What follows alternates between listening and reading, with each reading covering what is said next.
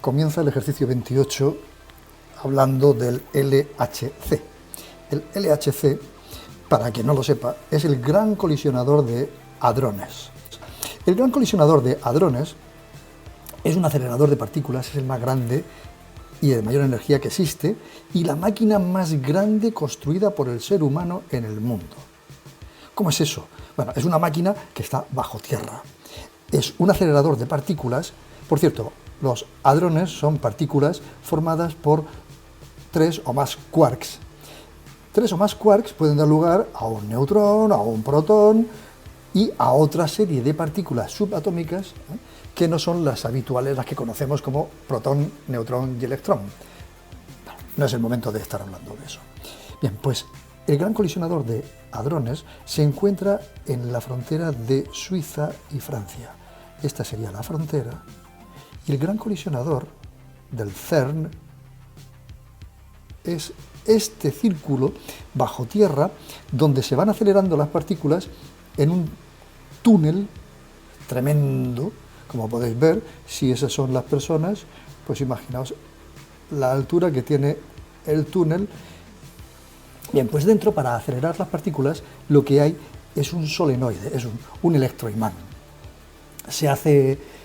Genera campos magnéticos de hasta 2 teslas. Bueno, 2 teslas tampoco es tanto. Bueno, 2 teslas es el campo magnético que se genera, por ejemplo, en el interior de una máquina de resonancia magnética, esas para hacer una resonancia en el médico. Pues eso, la máximo campo magnético que tiene es de 2 teslas. Es mucho. 2 teslas es un campo magnético muy intenso. Bien, pues tiene un solenoide de 5,3 metros de largo.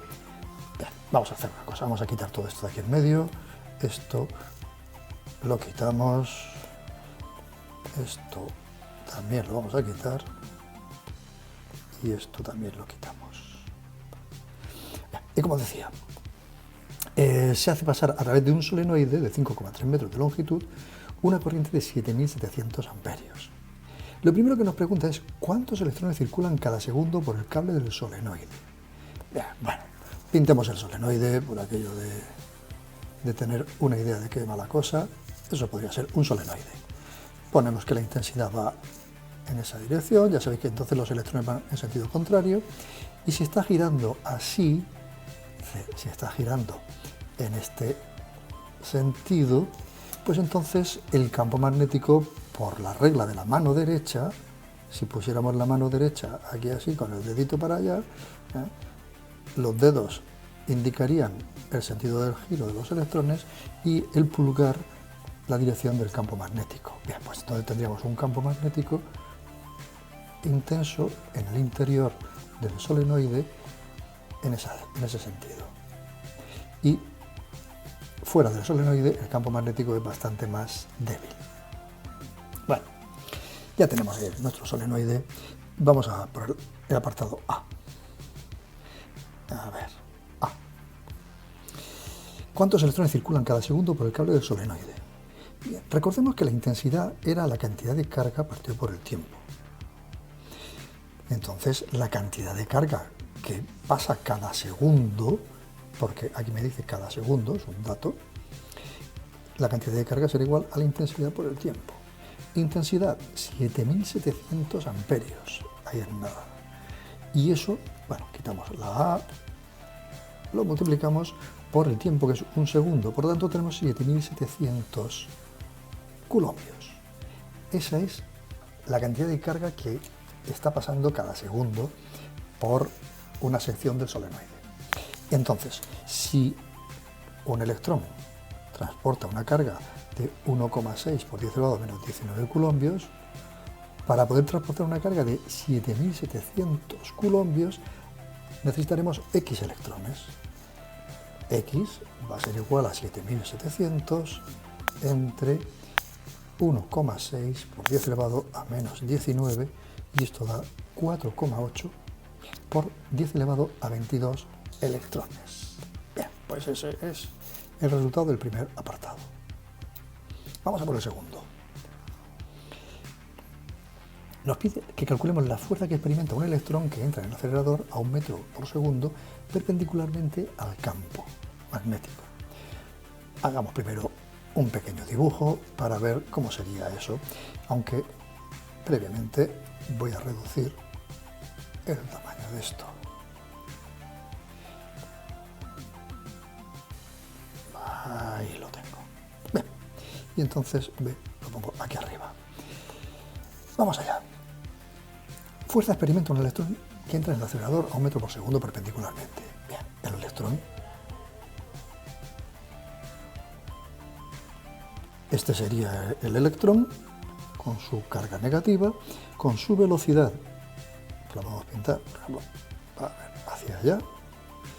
Y el campo magnético, pues vamos a poner que sea, a ver, si este es el eje, aquí tenemos el eje Y, el eje X ya está ahí pintado, y este sería el eje Z, pues supongamos que B, el campo magnético, está en el eje Z, perdón, en el eje X. Este es X y Z.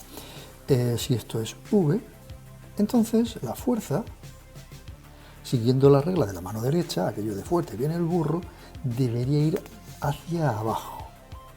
Pero como se trata de una carga negativa, entonces la fuerza va en el sentido positivo del eje de las zetas. Esa es la fuerza. Bueno, la verdad es que nos piden el valor de esa fuerza, que la calculemos, no que la dibujemos. Pero bueno, ya está hecho. La fuerza era Q por V por B por el seno de alfa. QV, seno de alfa. La carga, 1,6 por 10 elevado a menos 19 coulombios. La velocidad dice que eran, ¿dónde estaba? Entraban, tal. Un electrón que entra en el acelerador a 1 metro por segundo. No lo encontraba el dato. 1. Y el B, el campo magnético, es de 2 teslas. Multiplicamos por 2. El ángulo dice que es perpendicularmente al campo magnético, por tanto es de 90, por el seno de 90. Eso, haciendo los cálculos, da 3,2 por 10 elevado a menos 19 newtons. Esa es la fuerza, francamente pequeña, que experimentará el electrón que entra a 1 metro por segundo perpendicularmente a ese campo magnético. Nos queda el apartado C, que dice que obtengamos el número de espiras que contiene el solenoide. Bien, bueno, sabemos que ese solenoide tiene una longitud de 5,3 metros. Lo podemos haber puesto por aquí, 5,3 metros, la longitud del solenoide, de aquí a aquí. Vale. El campo magnético que genera, B, es de 2 teslas. Y la intensidad de la corriente que está circulando es de 7.700 amperios. Bien. Sabemos que para un solenoide, el campo magnético creado en el interior de un solenoide es igual a mu sub 0 por I y por N. Siendo mu sub 0, aquí nos lo dan, el dato, la permeabilidad magnética. Bien, pues entonces 4pi por 10 elevado a menos 7. La intensidad, 7.700 amperios.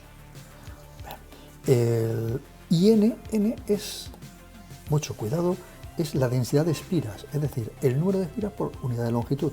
Número de espiras, que es lo que andamos buscando, partido por unidad de longitud, pero la longitud dice que son 5,3 metros. Y esto es igual a B, al campo magnético, que son 2 teslas. Luego esto lo igualamos a 2. De aquí despejamos el número de espiras y obtenemos que son 1095,5. 1095,5 espiras. Ese sería el resultado del apartado C.